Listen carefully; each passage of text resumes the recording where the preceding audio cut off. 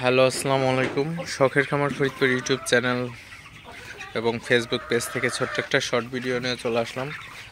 তো আজকে হচ্ছে আমার ব্রয়লার মুরগির বয়স 26 দিন। তো 26তম দিনের আপডেট আপনাদের সাথে শেয়ার করব। তো ভিডিওটিকে স্কিপ না করে অবশ্যই শেষ পর্যন্ত দেখবেন। যারা ইউটিউব চ্যানেল থেকে দেখতেছেন অবশ্যই চ্যানেলটি সাবস্ক্রাইব করে দিবেন। ভিডিওটি লাইক, কমেন্ট এবং শেয়ার করে অন্য ভাইদের দেখার সুযোগ করে দিবেন। এবং যারা ফেসবুক পেজ থেকে দেখতেছেন অবশ্যই পেজটি ফলো দিয়ে সাথে থাকবেন। তো ভিডিওটি শুরু করা যাক। তো এখন যেহেতু মুরগি প্রায় রেডি হয়ে গেছে, তো আসলে ব্রয়লার মুরগির কিন্তু এখন আমার এই শেডটা হচ্ছে ফ্লোরের শেড। তো এই শেডে কিন্তু আসলে আপনার লিটার ব্যবস্থার মাধ্যমে আসলে মুরগি পালন করে থাকি। তো একটা জিনিস কিন্তু আসলে যে লিটারে মুরগি পালন করলে আসলে লিটার কিন্তু ঠিকঠাক রাখতে হয় আসলে। তো এখন যেহেতু আমার ব্রয়লার মুরগি এখানে 800 ব্রয়লার মুরগি আছে এই শেডে। তো 800 ব্রয়লার মুরগির কিন্তু আপনার প্রতিদিন কিন্তু রাতে 150 লিটার এবং দিনে প্রায় 100 লিটার। তো 250 লিটার পানি খায় প্রতিদিন।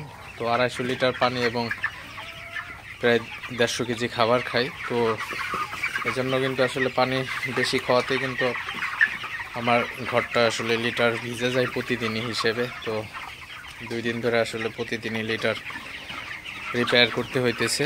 তো গতকাল আপনাদের সাথে শেয়ার করছিলাম লিটারটা কীভাবে রিপেয়ার করা যায়। তো আজকেও কিন্তু আমি আসলে তুষ ছিটাই দিছি।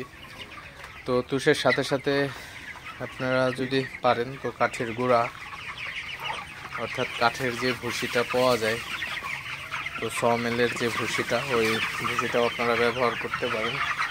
তো কাঠের ভুসির হচ্ছে শ্বসন ক্ষমতা বেশি, কিন্তু আপনার ধানের তুষটা ব্যবহার করা সবচেয়ে উত্তম। কারণ কাঠের তুষে আপনার মুরগির চোখে লাগলে মুখ অন্ধ হয়ে যেতে পারে মুরগি। তো কাঠের ভুসিটা আমি হচ্ছে তেমন একটা বেশি ব্যবহার করি না, কারণ কাঠের ভুসিতে অনেক সমস্যা হয়। মুরগির চোখে নাকে গেলে আসলে মুরগির কিন্তু ঠান্ডা লেগে যায় আসলে। তো ওই দিক থেকে আমি কাঠের ভুসি ব্যবহার করি না। তো আমি হচ্ছে ধানের তুষটা বেশি ব্যবহার করে থাকি।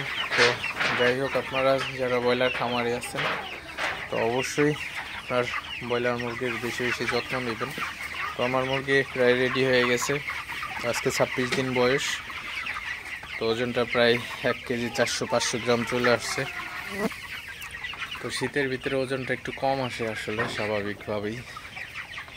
তো যাই হোক, আপনাদের সাথে জাস্ট একটু শেয়ার করলাম। তো ভিডিওটি আর বেশি বড় করব না।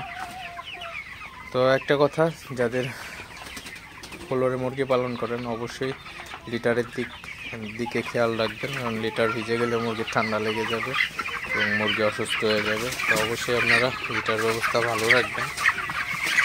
তো আমি হচ্ছে এখন লিটার ফেলে দিয়ে নতুন লিটার কিন্তু আসলে দিলে অনেক ব্যয়বহুল।